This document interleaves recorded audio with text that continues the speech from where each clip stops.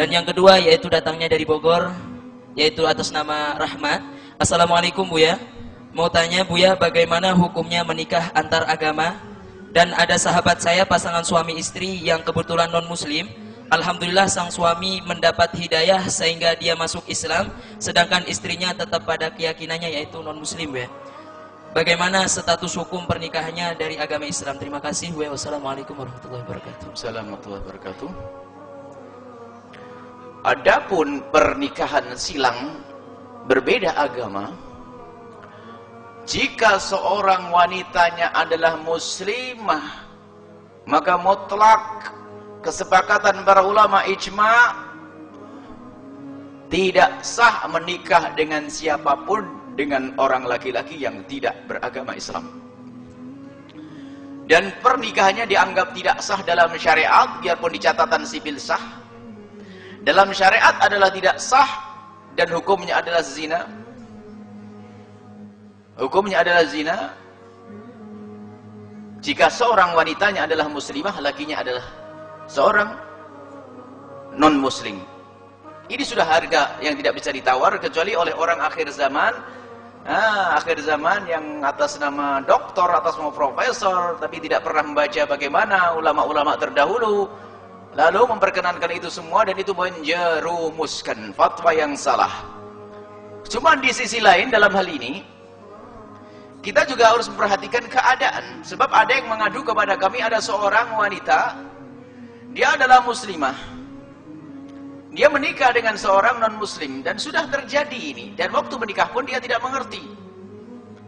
Lalu kami katakan, kami tidak akan caci anda bahwasanya anda berzina, tapi kami hanya memang seperti itu, tapi tidak boleh kita caci. Bahkan dia sendiri, kalau kita perlu menarik dia dengan halus.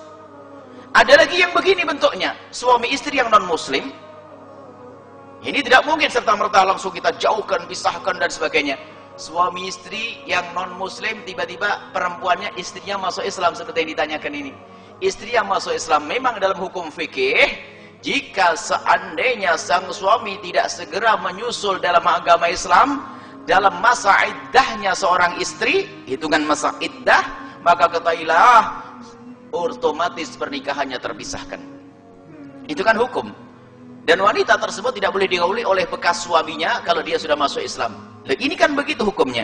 Cuma tidak semuanya orang mampu. Bahkan ada seorang wanita yang, saya belum berat, saya pengen masuk Islam, tapi sisi lain kalau saya pisah dengan suami saya belum bisa. Suami saya baik, cuman dia belum dapat hidayah dari Allah. Saya punya anak banyak, bagaimana Buya hukumnya? Masuk Islam dulu saja, sebab keislaman lebih mahal. Masuk Islam dulu, lalu urusanku dengan suamimu bagaimana? Nanti pelan-pelan. Jangan langsung pisah dari suamimu, nggak masuk Islam nanti jadinya. Islam mahal. Jadi ajari dulu masuk Islam, perlahan, kemudian setelah kamu masuk Islam, berperilaku yang lebih bagus dari sebelum kamu masuk Islam. Semoga dengan itu semuanya suami akan tertarik dan sebagainya. Baru kita kuatkan hatinya untuk berpisah. Memang sebetulnya setelah masuk Islam, dia tidak boleh bergaul dengan suaminya, bekas suaminya, karena suaminya non muslim. Begitu hukumnya. Akan tapi lihat, ngukur keimanan seseorang kan nggak ada yang tahu, nggak ada yang bisa. Belum tentu dia kuat. Yang penting selamat dulu deh. Imannya dulu. Kalau mati menjadi la ilaha illallah, dosanya semoga diampuni oleh Allah. Tapi ingat, ada sebagian orang itu dengan kekerasan, harus kau bisa pergi dan sebagainya. Tidak mampu dia. Akhirnya, sudahlah kalau begitu balik sajalah saya. Ya. Tapi jelas, kalau hukum jelas. Hukumnya adalah jika salah satu masuk Islam atau sebaliknya. Nah, kalau sebaliknya begini, laki-lakinya muslim, kemudian wanitanya adalah non muslim. Kasus yang berbeda di antara yang dari awal menikahi non muslim atau salah satunya masuk Islam, beda ceritanya. Yang dari awal, contoh, Anda punya anak seorang muslim yang baik, laki-laki yang muslim, lalu Anda menikah dengan wanita non muslim dari ahli kitab Yahudi atau Nasrani. Bagaimana hukumnya dalam Islam? Lihat. Hukumnya dalam Islam, lihat, memang ulama berbeda pendapat dalam hal ini. Semuanya sepakat bahwasanya menikahnya seorang muslim dengan non-muslim itu, seorang muslim dengan wanita yang non-muslimah, itu pernikahannya sah. Lah ini, hanya di dalam madhab kita Imam Syafi'i harus wanita yang non muslimah tadi, yang Nasraniyah tadi harus punya usul, asal-usul agama Nasrani yang benar. Sehingga kalau dalam mazhab Imam Syafi'i di Indonesia ini tidak sah. Tapi menurut mazhab Imam Malik, asalkan dia menisbatkan dirinya kepada agama Nasrani atau Yahudi, maka pernikahan itu adalah sah. Itu kan mazhab Imam Malik. Dan makna sah di sini yang harus dipahami. Maka jangan serta-merta mentang-mentang sah, lalu Anda punya anak laki-laki, ya sudah saya nikahkan anakku dengan tetanggaku yang Nasrani. Oh, tidak begitu. Makna sah ini bukan pilihan. Makna sah ini hanya sah di dalam pernikahan. Adapun kedepannya ini ada tanggung jawab yang besar di hadapan Allah. Kalau yang disebutkan di dalam agama, di dalam kitab-kitab terdahulu, pernikahan seorang muslim dengan non-muslim ini akan berlaku adalah khususnya di negeri-negeri yang aman. Misalnya ada seorang muslim menikah dengan non-muslim, punya anak 5, masih kecil-kecil, yang paling gede umur 8 tahun, karena setiap tahun lahir anak.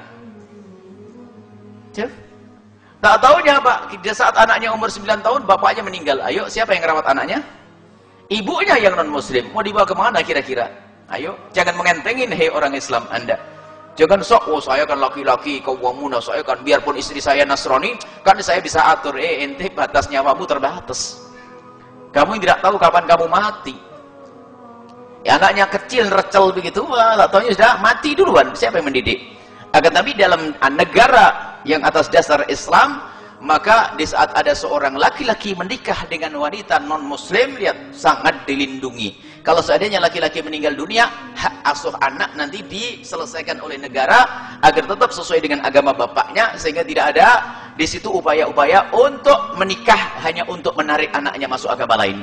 Sebab ada pernikahan silang ini adalah dengan tujuan. Seorang wanita yang non-muslim bisa saja disusupkan untuk menikah dengan seorang laki-laki, anaknya tokoh. Setelah punya anak satu, diupayakan untuk bisa cerai atau apa, nanti anaknya dibawa. Sehingga ada seorang tokoh di luar Islam namanya Muhammad, kan kacau. Bahkan namanya Romli, ada salah satu. Romli kan tokoh dalam agama Islam. Imam Romli lagi katanya namanya, top namanya. Ada tokoh dalam agama Muslim, saya bertemu. Ada nama-nama, padahal nama mulia di dalam Islam. Karena apa? Rupanya kasus ada cerita begitu. Menikah, seorang muslim menikah dengan non-muslim, wanitanya bukan muslimah, kemudian setelah punya anak 1 atau 2 langsung membuat masalah, lalu cerai. Anaknya dibawa, dicetak untuk menjadi seorang tokoh agama. Kan bermasalah nanti. Sudahlah kami himbau. Jadi pembahasan masalah fikih biasanya hanya sah dan tidak sah. Adapun masalah halal haramnya, ini beda. Kalau Anda seorang laki-laki muslim menikahi wanita yang non-muslimah, masuk ke haramannya bisa gede di saat Anda menjadikan anak Anda masuk kafir dan sebagainya. Mau hidup kok ngambil resiko? Hidup yang aman saja. Ambil istri yang muslimah. Dan kami juga himbau. Ini bukan masalah membeda-bedakan. Ada sebagian mengatakan, loh kok diskriminatif itu Islam? Kenapa kok tidak boleh? Apakah memang tidak ada yang baik orang Nasrani? Kami sampaikan kepada warga Nasrani. Hei kaum Kristiani, kami sampaikan kepada Anda. Kami himbau Anda agar lebih tentrem lagi. Kalau Anda punya anak perempuan, agar anak perempuan Anda dalam beribadah ada yang menemani, jangan dinikahkan dengan seorang muslim. Biar menikah sama-sama orang ke gereja, kan enak. Ini kan adil. Biar anak Anda terjaga. Masa anak Anda ke gereja lalu suaminya ke masjid, kan gak enak. Siapa yang menemani? Anak Anda yang anak Anda perempuan ke gereja, suaminya hadir majlis, gak enak. Hei orang Kristiani, ini kan yang adil. Gak usah dipaksa-paksa. Ini bukan masalah diskriminatif. Demi ketentraman, keserasian dalam hidup. Jadi pernikahan kawin silang adalah kalau perempuannya yang muslimah, lakinya non muslim adalah tidak sah. Akan tapi ini perlu penjelasan panjang lebar jika memang terjadi dalam kenyataan. Kenapa? Keimanan adalah nomor 1. Kemudian jika yang muslim adalah kaum laki-laki, wanitanya adalah non muslimah, maka ketahuilah di sini para ulama juga mengatakan tidak boleh, mengatakan boleh kalau dari ahli kitab, tapi bolehnya itu bukan berarti tidak ada dosa di dalamnya, sebab di sana adalah masalah pendidikan dan tarbiyah. Adapun khusus mazhab kita Imam Syafi'i untuk kaum Nasrani yang ada di Indonesia, karena bukan dari asal Nasrani yang asli, tapi dari perpindahan agama, mungkin dari Hindu, dari Buddha ini, maka itu tidak dianggap sebagai ahli kitab yang boleh dinikahi. Lalu bagaimana? Ya biar mereka menikah dengan sesama mereka saja dah, biar tentem ayam, gak usah Anda ribut-ribut. Kayaknya orang Islam gak ada. Indonesia berapa ribu kaum muslimat, Kok kehabisan, hei anak-anakku semuanya, kaum laki-laki yang mendengar suara ini? Nggak usah bingung. Wanita muslimah banyak kok. Anda bingung wanita non muslimah. Baik, ini saja. Wallahu a'lam bishawab.